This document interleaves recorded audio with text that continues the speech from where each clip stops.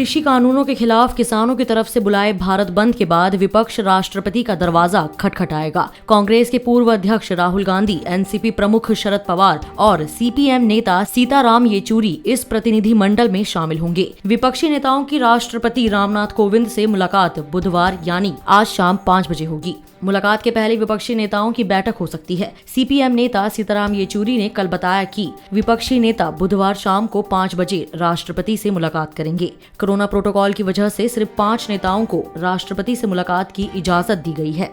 इससे पहले एनसीपी प्रमुख शरद पवार ने कहा था कि राष्ट्रपति से मुलाकात से पहले विभिन्न राजनीतिक दलों के नेता तीनों कृषि कानूनों पर चर्चा कर सामूहिक रुख अपनाएंगे।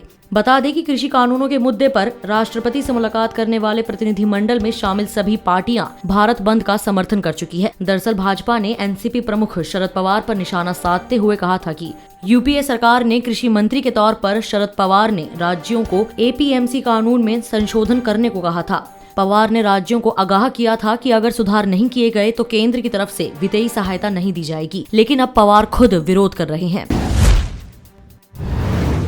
देश में कोरोना के नए मामलों में गिरावट के बीच केंद्रीय स्वास्थ्य मंत्रालय ने दावा किया कि कोरोना से बचाव के लिए टीकाकरण की तैयारियां करीब पूरी कर ली गई है। बस टीके को नियामक की मंजूरी मिलने का इंतजार है। सरकार ने कहा कि टीके को मंजूरी मिलने के कुछ समय बाद टीकाकरण शुरू कर दिया जाएगा। केंद्रीय स्वास्थ्य सचिव राजेश भूषण एवं नीति आयोग के सदस्य वीके पॉल ने मंगलवार को कहा कि औषधि नियामक कोरोना रोधी के 3 टीकों पर गंभीरता से विचार कर रहा है। इनमें से सभी को या किसी 1-2 को जल्द लाइसेंस दिए जाने की संभावना है। 1 करोड़ स्वास्थ्य कर्मियों एवं 2 करोड़ अग्रिम पंक्ति के कार्मिकों को सबसे पहले टीका लगाने की तैयारी है। टीकाकरण की तैयारियां की जा चुकी है। कोविन सॉफ्टवेयर पर अग्रिम मोर्चे के स्वास्थ्य कर्मियों के बारे में आंकड़ा अपलोड किया जा रहा है। इसके जरिए पूरे कार्यक्रम पर नजर रखी जाएगी। दशकों से सरकार की नीतियों के विरोध में विपक्षी दल हड़ताल बंद का आह्वान और नेतृत्व करते आ रहे हैं। देश का किसान मजदूर बस, ट्रैक्टर, ट्रॉली में भरकर भीड़ के रूप में शामिल होता आ रहा है, लेकिन इस बार किसान आंदोलन में परिदृश्य बदला हुआ नजर आया। मंगलवार को भारत बंद में विपक्षी राष्ट्रीय क्षेत्रीय राजनीतिक पार्टियों के अलावा transport union, railway union, bank union, petrol pump association आदि किसान संगठनों के पीछे मजबूती से खड़े दिखाई दिए। हिंसा, तोड़फोड़, आगजनी, जबरिया बाजार बंद जैसे कृत्यों से आंदोलन अछूता रहा। दिल्ली के सिंघू बॉर्डर पर किसान संगठनों के प्रतिनिधियों ने भारत बंद के एक दिन पहले सभी राजनीतिक दलों से अपना झंडा, बैनर नहीं लाने का अनुरोध किया था। किसान संगठनों ने पिछले 13 दिनों में राजनीतिक दलों को अपने मंच का इस्तेमाल नहीं करने दिया। बता दें कि भारत बंद में राजनीतिक पार्टियों किसान संगठनों के पीछे खड़े थे। पंजाब, हरियाणा, उत्तर प्रदेश, बिहार, छत्तीसगढ़ आदि राज्यों में राजनीतिक दलों ने अपने तरीके से 4 घंटे के चक्का जाम में सहयोग किया।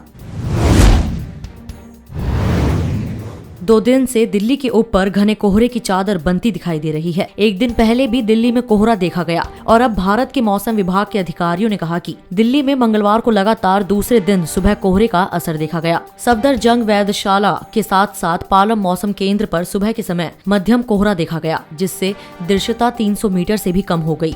सोमवार को शहर ने पालम में दृश्यता कम हुई थी। ये सीजन का पहला घना कोहरा था जो दिल्ली ने देखा था। दिल्ली ने मंगलवार को बेहद खराब क्षेत्र में समग्र वायु गुणवत्ता सूचकांक 383 दर्ज किया। हालांकि विवेक विहार, आनंद विहार, नरेला, जहांगीरपुरी, नेहरू नगर, पंजाबी बाग जैसे कई निगरानी स्टेशनों पर हवा की गुणवत्ता गंभीर श्रेणी में थी। आईएमडी के क्षेत्रीय मौसम पूर्व अनुमान केंद्र के प्रमुख कुलदीप श्रीवास्तव ने कहा कि उच्च नमी की मात्रा, जो कि तेज हवाओं के परिणाम स्वरूप थी, मंगलवार को कम होने लगी और इसलिए कोहरे की तीव्रता कम थी। हमें उम्मीद है कि अगले 3 से 4 दिनों में कोहरा मध्यम श्रेणी में आ जाएगा। हालांकि नमी कम हो गई है, हवा की गति में अधिक वृद्धि नहीं हुई है और इसलिए हवा की गुणवत्ता में कोई महत्वपूर्ण सुधार नहीं देखा गया है। अमेरिका के राष्ट्रपति चुने गए जो बाइडेन ने मंगलवार को औपचारिक रूप से अपने आने वाले प्रशासन के स्वास्थ्य दल के प्रमुख सदस्यों की घोषणा की, जिसमें भारतीय अमेरिकी डॉक्टर विवेक मूर्ति शामिल है। ये दल कोविड-19 महामारी को लेकर प्रबंधन की जिम्मेदारी संभालेगा। विलमिंगटन, डेलावेयर से एक ब्रीफिंग में बाइडेन ने कहा कि आज मुझे एक ऐसी टीम की घोषणा करते हुए खुशी हो रही है जो बस एक चीज पर काम करेगी। यह अपने क्षेत्र संकट का परीक्षण करने वाले विश्व स्तर के विशेषज्ञों की एक टीम है, जिन्हें कर्तव्य, सम्मान और देशभक्ति की गहरी भावना से परिभाषित किया जा सकता है। बाइडेन ने भारतीय अमेरिकी डॉक्टर विवेक मूर्ति को सर्जन जनरल हावियर बेसेरा को स्वास्थ्य और मानव सेवा के सचिव के रूप में नामित किया गया।